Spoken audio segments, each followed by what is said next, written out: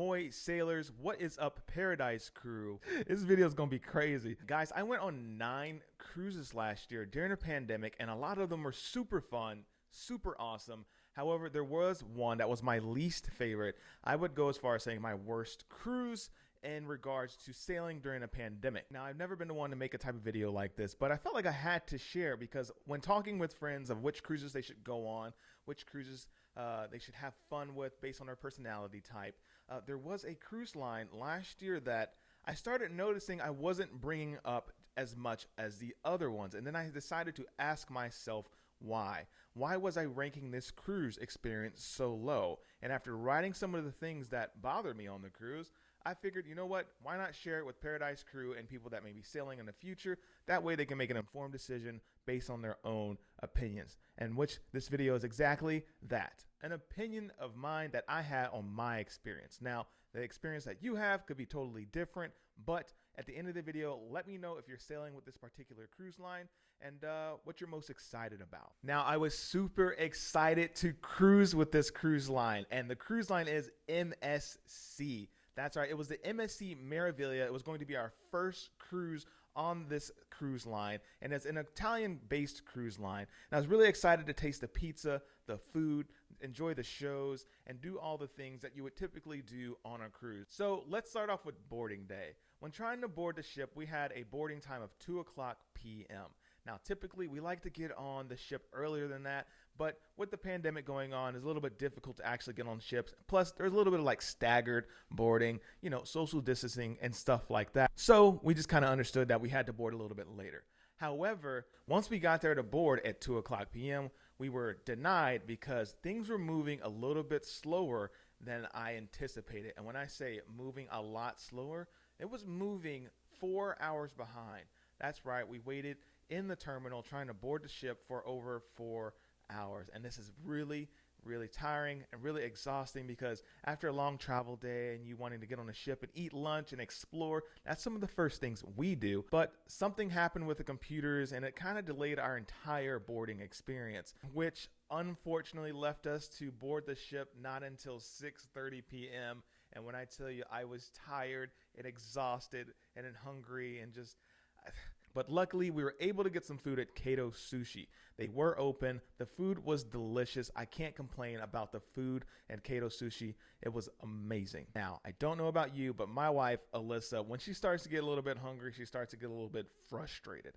And she wasn't the only one. I did see young couples and older couples. They were a little bit fatigued trying to get to dinner because they had been waiting in the terminal for so long trying to get on the board ship. And let me tell you, that's probably not one of the first ways you want to start your holiday, just standing up waiting in line to board a ship. That's something I think they should work on because after talking with other creators in the space, they did express that getting on the cruise ship on their experience was a little bit long as well. So I want you to be prepared in case there's a 3-hour delay when boarding the ship. Trying to have some lunch prior to going. That's just a little tip from me. After Kato Sushi, you can imagine it was 7:30, almost 8 o'clock. The day was pretty much gone. We decided to go to dinner to experience the ambiance of what it would look like in the main dining room, and I was impressed. The dining room looks absolutely gorgeous. The food was okay. I'll say it wasn't bad, but it wasn't great. It was average. It was average. But let me tell you, one of the nights where they have the fried shrimp, you're going to want to try that. If you can have shrimp, I would strongly recommend you try it. It is really good. But there were some other experiences that I really want to touch on in this video. Now, something I was really excited to see and experience with MSC is their private island, Ocean Key. Now, let's get something clear. The island is absolutely gorgeous. It's amazing. And I'm definitely not knocking its beauty, but I will say some applications of the island could be improved. And here's some of my feedback here and the reasons why it made it one of my least experiences in regards to having a private island. Now, once we got off the ship, there's certain areas you can go and then there's certain areas you can't, like many other private islands.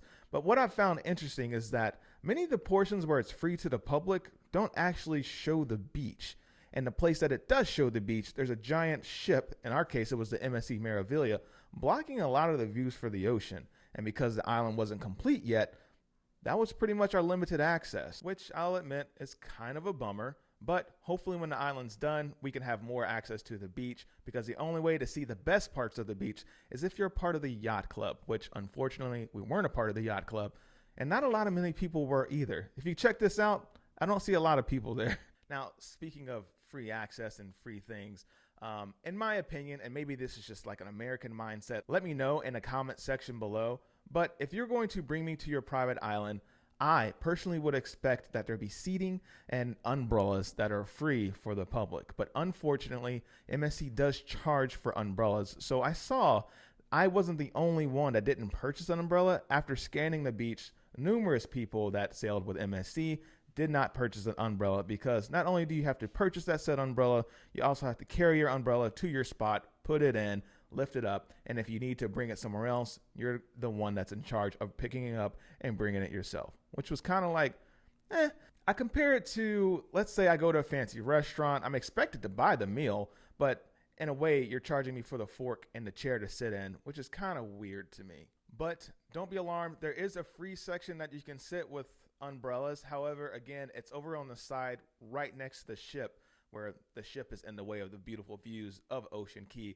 So it's a little bit counterproductive, if you ask me, but that's just my opinion. Now, before I give you my final thoughts, I just want to invite you guys to subscribe to the channel. Alyssa and I are trying to reach 50,000 subscribers before the end of February, and at the time of making this video, we are currently at 46,000, and now is a great time for you to join, because hey, if you subscribe, you get cool videos like this, feedback, opinions, reviews. We have a morning show you can watch that talks all about cruising. We also have a private Facebook group for you that is totally free, and we would love to have you. And now let's finish off the video. So this next part is going to be a question that I'm probably going to receive, and that's, how was the food on the private island? It was okay. It wasn't bad. Wasn't fantastic. It was kind of average. But I think the main thing that bugged me was, I think they should add a little bit more bug repellent. There were times where I was kind of standing in line and just relaxing on the beach, where I kept being bit by mosquitoes, or what we call them as no-see-ums. They're essentially really, really tiny bugs that bite you and you kind of slap. They're a little bit annoying. Also, when it gets super hot, it's not too pleasant. Also, speaking of the heat, because it got hot and they were cooking fish, it does attract a little bit of flies. So what I would suggest to MSC is probably invest in some sort of bug repellent system, or something that's going to keep away more bugs, so your patrons aren't too annoyed at their experience. Now, I know you guys are probably thinking, Griff, you're complaining a lot in this video. This is very unlike you. But I promise, if you stick all the way to the end of the video, I'm going to let you know if I would recommend MSC or sell MSC again. So you'll want to stay to the end of the video to get my honest thoughts. Now, something good I want to talk about is their Nightlife. That is going to be the Ocean Key Lighthouse. The light show on the lighthouse is super fun. They're playing music on the beach. They have great vibes. It's really cool experience, and I highly recommend that you attend. Now, something I want to talk about on the ship is the pool. Keep in mind, this pool is absolutely gorgeous. It's one of my favorite pools when it comes to cruise lines. However, because of the time we booked our cruise, kids were sailing free, which meant tons of children in the pool. Now, keep in mind, if you decide to book your cruise, and at the time of making this video, their current promotion is free Wi-Fi and up to $400 on free drinks, which is a steal. So if you're booking a MSC cruise, just pay attention to those promotions, because if you are going without kids and you expect some quiet time, and kids are sailing free, that is something you need to be aware of, because the kids are everywhere and they're in the pool having a good time. And now MSC does have a water park. It does have a cool kids area for people to have fun in, but I just noticed that the pool was overwhelmingly packed with children, which didn't allow me to have a lot of time in the pool, which is okay, because I did have the time to just relax and sit by the pool and have a drink.